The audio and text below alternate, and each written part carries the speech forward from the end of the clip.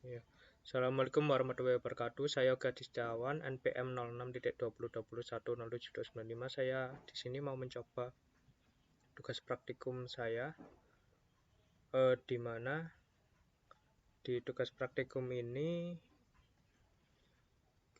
berhubungan dengan praktikum sebelumnya, di mana di sini tinggal menambah GUI. Jadi dari untuk program lainnya mungkin saya tidak akan bahas. Yang mulai saya bahas adalah pada GUI-nya itu sendiri. Ya, pertama adalah di sini tampilan awal. Nah, di sini adalah menu awal di mana tampilan tersebut sebagai ya tampilan awal untuk bisa memilih melihat, membuat, menghapus atau mengupdate. Nah, di sini saya mau memasukkan beberapa library yang dibutuhkan pada kelas ini. Nah, di sini pertama kita buat private scanner input. Nah, ini digunakan untuk inputan nanti. Pada PSVM-nya saya memanggil main GUI yaitu kelas ini sendiri, terus main.menu GUI yaitu menunjuk pada sini. Jadi mainnya nanti memanggil ini. Oke, pertama-tama saya membuat frame maksudnya itu kotaan frame pada kelas ini dengan nama GUI. Untuk di label title ini digunakan untuk judul nanti. Untuk button ini digunakan untuk tombol-tombol yang nanti bisa mengarah ke kelas lain. Nah, selanjutnya di sini GUI set size. Nah, di sini untuk membuat size itu saya menggunakan ukuran 600 x 400 karena saya rasa sudah cukup. GUI set layout sama dengan color black. Nah, di sini pakai color warna color back. Nah, di sini pakai pembuatan colornya adalah digunakan untuk back. Nah, di sini titelnya saya set dengan nama Gudang Sepatu Praktikum 4. Di sini untuk judul dari kelas ini adalah ini. Nah, untuk ini title set font ini adalah seperti koordinat. Jadi koordinat letak dari suatu yang disebutkan di atasnya ini berada pada koordinat X dan Y ini. X 60, Y 30. Begitu pula pada menu button input, lihat, update, delete. Nah, sebenarnya semua sudah diatur di sini. Nama font Times New Roman, font bold, ukurannya sudah tertera di sini. Foreground ini maksudnya adalah warna teksnya. Jadi kalau background itu warna mana background? Nah, background itu digunakan untuk tombol button kotaannya, sedangkan foreground digunakan untuk warna teksnya, isinya. Nah, di situ bedanya. Oke, setelah itu kita add lagi ke title. Maksudnya sesuatu yang diatur sini sudah dikembalikan lagi kepada title input. Nah, di sini kan kita tadi sudah membuat J button input. Nah, maka J button input ini diisi lagi. Ini kan sebagai nama variabel. Nah, isinya nanti ditampilkan nanti yang akan tampil adalah di sini input.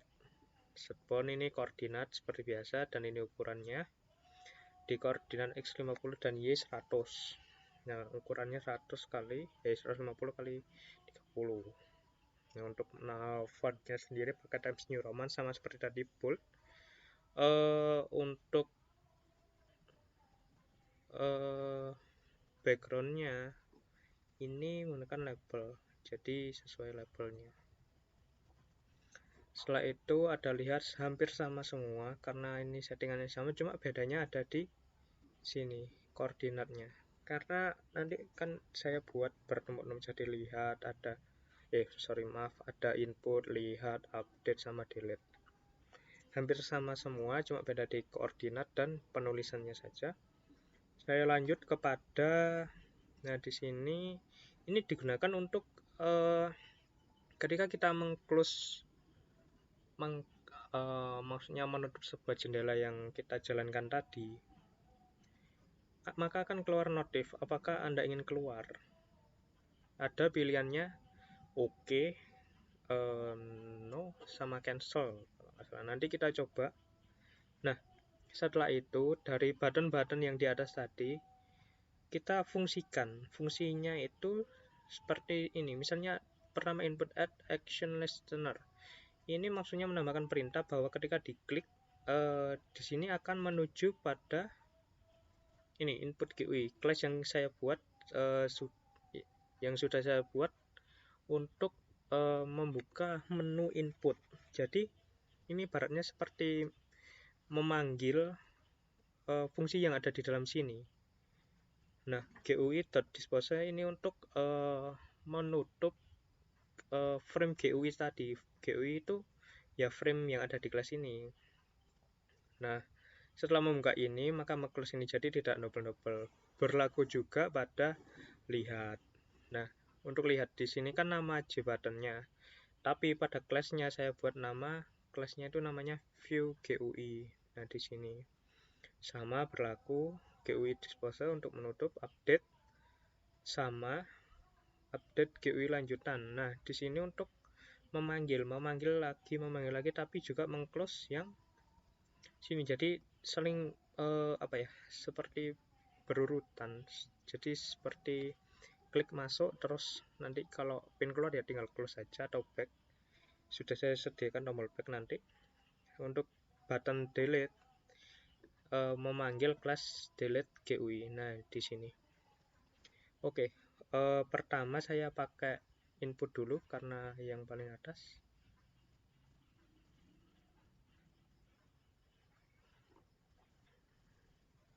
Oh ya, kita coba dulu ya tadi main GUI-nya. Nah, maka tampilnya seperti ini. Oke, kita close dulu. Nah, ini untuk yang tadi, yang exit tadi. Apakah Anda yakin ingin keluar? Ada yes, no, atau cancel? Ada yes saja. Oke, pertama kita masuk input.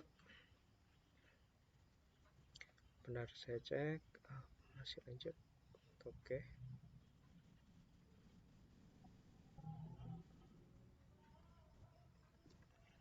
Oke, yang selanjutnya adalah di sini adalah input GUI.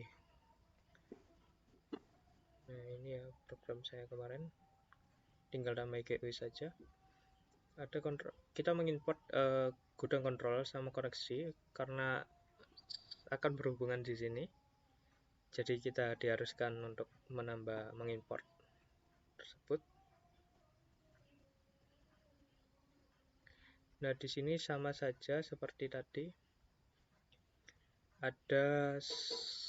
Saya membuat objek input, ada frame-nya, saya namai input GUI untuk memudahkan.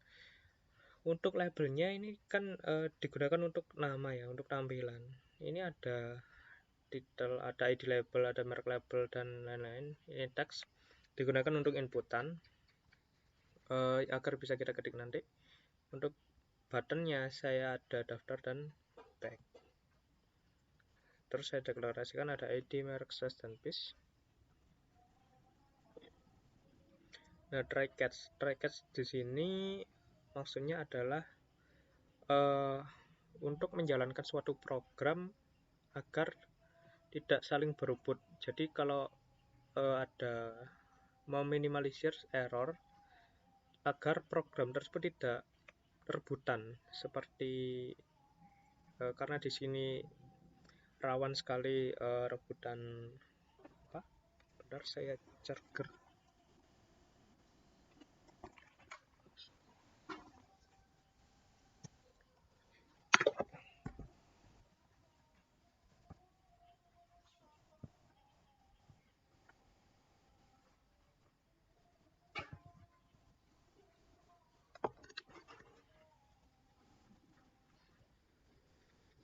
Oke, lanjut.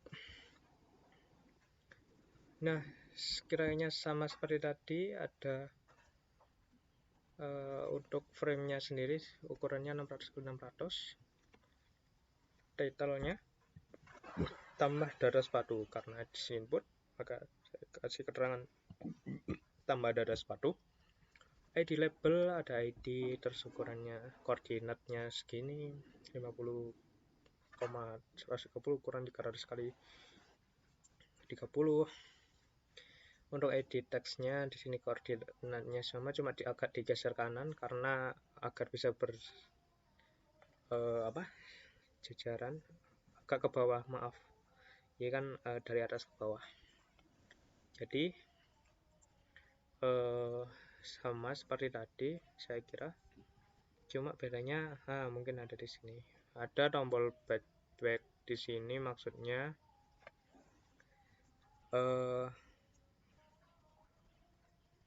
jadi ketika kita sudah masuk di situ, kita bisa mengklik tombol back.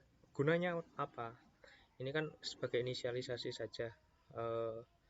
Ada backgroundnya itu red. Untuk foreground ini untuk warna teksnya, jadi backnya nanti warnanya putih. Untuk daftar juga sama, cuma ini pakai default foregroundnya jadi warnanya hitam nanti. Oke, ini sama seperti tadi. Jadi kalau di close nanti ada ke tulisannya. Nah, ini untuk action listener back saya kasih fungsi di mana back nanti akan memanggil main. Pertama, input GUI maksudnya adalah frame yang ada di kelas ini di close. Terus nanti memanggil class main yang tadi yang di awal. Jadi ketika back otomatis kembali ke kelas yang main. Untuk daftar, nah ini untuk kuncinya daftar. Nah di sini ketika klik daftar, maka karena sebenarnya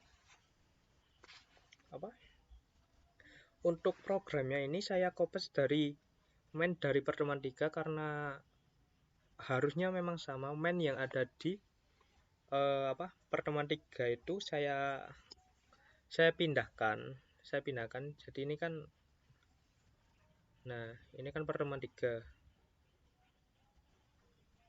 Nah itu saya pindahkan ke input sini. Gudang insert ID text, get text, dan merek, ada size, ada piece, dan lain-lain. Nah data berhasil ditambahkan. Begitu. Ketika error, ini exception ini digunakan untuk menyimpan error. Jadi nanti errornya bisa ditampilkan. Oke, lanjut pada salah memasukkan data. Nah ini ketika salah memasukkan data maka notifnya akan seperti ini. Oke, saya lanjut dulu pada yang kedua tadi apa? Ada view dulu saja. Nah ini saya kira hampir sama ya. Saya kira hampir sama ketika saya menginisialisasikan gudang controller sebagai gudang. Untuk frame-nya saya namai view. Nah, di sini kan ada tabel, saya namai tabel saja biar mudah. Scroll panel digunakan untuk nanti bisa scroll. Buttonnya ada back.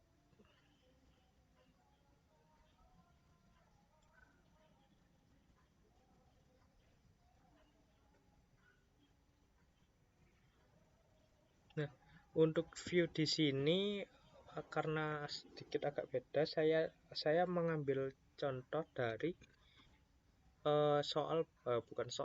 laporan pendahuluan pada praktikum 4 ini, di mana untuk menampilkan sebuah tabel memakai fungsi ini. Setelah saya mendeklarasikan dan lain sebagainya, di sini saya actionnya maksudnya ketika membuka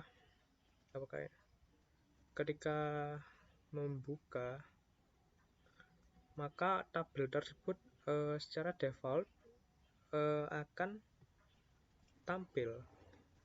Jadi ada sedikit penambahan pada gudang controller ataupun yang lainnya sesuai modul.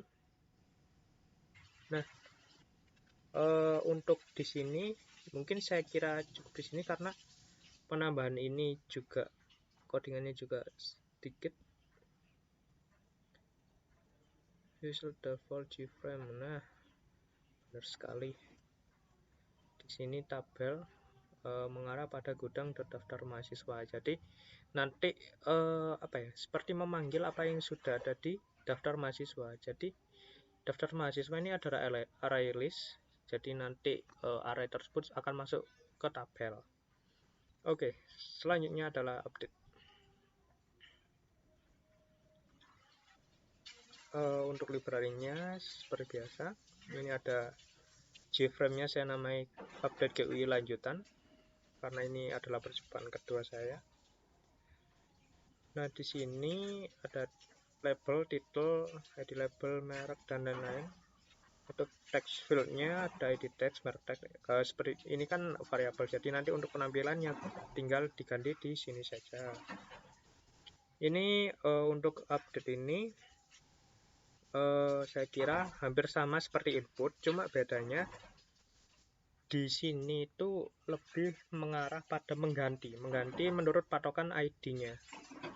Jadi ketika ID-nya cocok, maka ID yang ada di view tadi akan otomatis terganti. Karena di codingannya kan patokannya ID, where's ID. Di sini gudang model saya buka.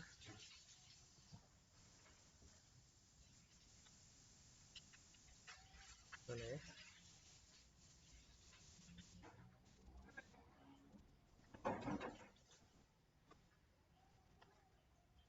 Nah, di sini. Where's ID. Ya, seperti itu. Saya close saja karena sudah dibahas. Oke, setelah itu kita coba pada menu delete. Delete di sini patokannya cuma satu, yaitu ID. Jadi ketika di sini itu labelnya cuma ada ID label sama untuk text field-nya itu cuma ID text. Jadi sama-sama cuma ID text saja yang diperlukan untuk menghapus sebuah database. Nah, di sini ID seperti ada koordinat, ada size, terus ada jenis font, ada warna, dan lain-lain yang berhubungan dengan tampilan. Nah, di sini ada tombol delete, ada back seperti biasa. Delete di sini nanti difungsikan dengan semestinya, dan back ini seperti tadi karena back mengarahnya juga pasti ke menu main. Untuk delete ya, nah seperti back ini akan kembali ke menu tadi. Oke, sementara itu kita coba saja. Pertama, ID kita masukkan berapa ya, 10 saja. Mereknya saya ambil saja Okiadi ya, nama saya sendiri. Size-nya 40, base-nya juga saya isi 50 deh. Bentar. Nah, data berhasil ditambahkan. Oke saja. Kita back. Kita lihat apakah oke sudah masuk. Ya. Setelah itu kita close.